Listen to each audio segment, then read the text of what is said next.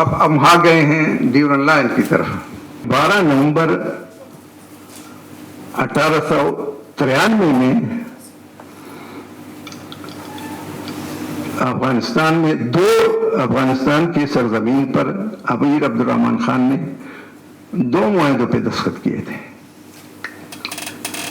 ایک معاہدہ وہ تھا اور جس کے لیے ڈیورن اس کے لیے گیا تھا, ڈیورن لائن کے لیے نہیں گیا تھا. وہ تھا کہ 1872-73 میں روسی اور انگریز دونوں نے, جس کو کلیرنگن-گرچکوف ایگریمنٹ کہتے ہیں, انہوں نے افغانستان کو ان کے انگریزوں کے حلقہ اثر میں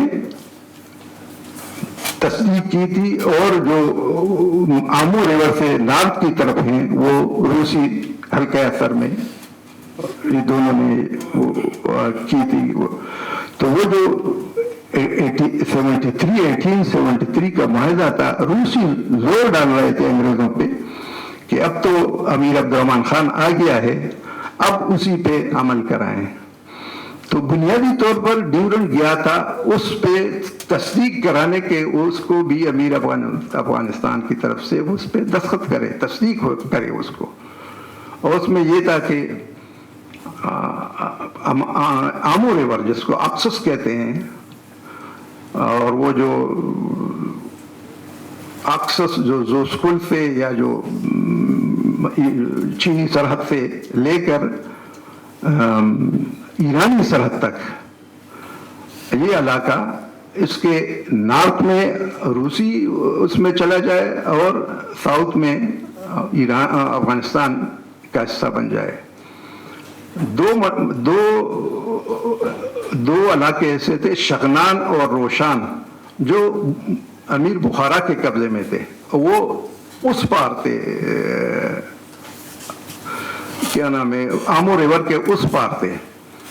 تو اس پہ یہ تھا کہ آپ اسے امیر بخارا کے ہاتھ چھوڑیں, اور جی امیر بخارا کا علاقہ بدخشان کے قریب تھا, درواز, اس کو اس میں شامل کرائیں, اس کو افغانستان میں شامل کرائیں. امیر جلدی مان گیا اس پہ. اس نے کہا کہ جس طرح تو اس کی ایک سائنٹیفک سرحد وجود میں آ جائے گی, اور یہ بات انہوں نے مان لی. دوسرا جو تھا یہ جو ڈیورن کا معاہدہ تھا, ڈیورن معاہدے پہ زیادہ تر وہ جو اگر آپ اس کا پڑھیں وہ لائف آف امیر عبد الرحمن خان, تو یہ پریشر تو اس کی طرف سے تھا, بلکہ اس میں اس نے لکھا ہے کہ میں نے لارڈ ڈفرن کو اور لارڈ رپن کو, جو وائسرائے ہوا کرتے تھے, ان کو لکھا ہے کہ یہ سرحد ہونی چاہیے. یعنی یہ وہ کہتا ہے کہ یہ میری پہلکاری کی وجہ سے, میری انیشیٹو کی وجہ سے یہ وہ ہوا ہے. پھر انہوں نے کہا کہ انہوں نے مان لیا کہ ہم ڈیورن روانہ کریں گے. پھر لارڈ لنسڈن اس وقت وائسرائے تھا. تو وہ تو اگر آپ اس کو پڑھیں تو وہ تو اس میں کہتا ہے کہ ڈیورن جو کی ساری سلسلہ, لائن کی سارا سلسلہ تو میں نے شروع کیا. امیر عبد الرحمن خان کی لائف, امیر عبد الرحمن خان جو بعد میں افغان اب بھی کہتے ہیں کہ وہ چونکہ پپٹ تھا تو مجبور کیا, لیکن کوئی مجبوری نہیں تھی اس کی. تو اس میں یہ تھا کہ اس پہ چونکہ وہ دونوں طرف سے یہ غیر واضح سرحد تھی, اس میں یہاں سے مفرور جاتے ادھر جاتے تھے, وہاں سے آتے ادھر آتے تھے, ہندوستان آتے تھے. تو ایک واضح سرحد, غیر واضح سرحد موجود تھی. تو امیر عبد الرحمن خان ٹھیک کہتا تھا کہ اس کو ایک سرحد ہونی چاہیے اس کی. اور پھر افغان یہ بھی کہتے ہیں کہ وہ 100 سال کے لیے تھا, بعض افغان کہتے ہیں وہ بھی 100 سال کے لیے نہیں تھا. دوسری یہ کہ یہ امپوز کیا گیا, وہ امیر عبد الرحمن خان کی طرف سے جو خود اس نے لکھی ہے, اس میں یہ کہا ہے کہ میرے اس پہ یہ ڈیورن لائن کھینچا گیا, اور میں نے ہی زور ڈالا تھا کہ ڈیورن لائن کھینچے. تیسری بات یہ ہے کہ یہ ایک لیکن وہ امیر عبد الرحمان خان اور اس کا بیٹا اس کو ایک پرماننٹ لائن کی طرح مانتے تھے. یہ ڈیورنڈ لائن کبھی بھی ایک پرماننٹ لائن نہیں تھی. یہ دونوں انڈین گورنمنٹ اور امیر عبد الرحمان خان کی جو دونوں ڈومینز تھے ان کا حلقہ اثر کو جدا کرنے کا کے لیے ایک تھا. وہ اسپیئر آف انفلوئنس کو وہ جو جدا کرنے کا ایک لائن تھا, اور اس میں لکھا ہے, ڈیورنڈ نے بھی لکھا ہے, اور ڈیورنڈ کے جو خود جو اس نے وائسرائے کو جو رپورٹ لکھی ہے اس میں بھی لکھا ہے, پھر وائسرائے نے جو سیکرٹری آف اسٹیٹ کو لکھا ہے اس میں بھی لکھا ہے کہ this is not a permanent line, this is the divide the sphere influence of the two states, of the two countries.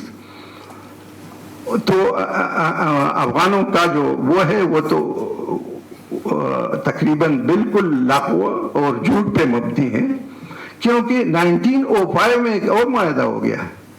1901 میں تو وہ مر گیا امیر عبد الرحمان خان, اس کا بیٹا آ گیا امیر حبیب اللہ خان آ گیا, امیر بن گیا. تو یہاں پہ لارڈ کرزن وائسرائے تھا. لارڈ کرزن نے اس کو لکھا کہ آپ انڈیا جائیں کیونکہ ایک نئے معاہدے پہ ہمیں دستخط کرانے ہیں. امیر حبیب اللہ خان نے کہا کہ نہیں, میں نہیں آ سکتا, اور جو کمٹمنٹ میرے باپ نے کیے ہیں میں I stand by those commitment, اور میں وہی معاہدہ جو ہوا ہے اس معاہدے کا پاسدار ہوں, اور اس معاہدے کو میں دونوں کے درمیان پرماننٹ لائن مانتا ہوں. لیکن بضد تھا وہ لارڈ کرزن, اس لیے جب وہ نہیں آیا اور اس نے انکار کیا, اس نے کہا کہ وہی جو کمٹمنٹ میرے باپ نے کی تھی وہی کمٹمنٹ پہ میں بھی وہی کمٹمنٹ کو آگے لے جاؤں گا. تو جو اس کو وہ ملتے رہتے, کیا نام ہے, وہ جو سبسڈی ملتی تھی اس کو وڈرا کی لارڈ کرزن نے, اور جن کو اجازت نامہ تھا کہ وہ انڈیا کے تھرو پہ اسلحہ اور پردے منگا سکتا ہے, وہ بھی وڈرا کی. اور کچھ وہ بھی تھا, کچھ اس کے کچھ ایریز بھی تھے, وہ بھی انہوں نے وڈرا کیا. اور تو امیر حبیب اللہ خان مجبور ہو گیا, اور انہوں نے سیکرٹری خارجہ جو برٹش انڈیا کا تھا سر لوئی ڈینگ, اس کو دعوت دی. وہ دسمبر 1904 کو چلا گیا, ادھر کابل گیا. 3-4 مہینے انہوں نے وہ کیا, لیکن وہی بات جو امیر حبیب اللہ خان نے کی تھی وہی بات آخر انہوں نے مان لی. اور اس نے 1905 میں ایک چھوٹا سا معاہدہ کیا, جو اس نے وہی ڈیورنڈ کا معاہدہ کیا تھا, اس کو ری ایٹریٹ کیا تھا لیکن معاہدہ کیا. تو اگر یہ ڈیورنڈ پپٹ تھا یا اس نے نہیں, امیر عبد الرحمان خان پپٹ تھا اور اس نے بزور یہ کیا تھا, تو دوسرے بزور معاہدے کی کیا ضرورت تھی؟ 1905 معاہدے کی کیا ضرورت تھی؟ بلکہ ایک ہی تھا, وہ کبھی تھا, یعنی وہ بزور بھی نہیں تھا. دوسری بات یہ ہے کہ وہ اس کے ساتھ پرماننٹ لائن بھی نہیں تھا. اگر پرماننٹ لائن ہوتا تو وہ دوسرے معاہدے کی کیا ضرورت تھی؟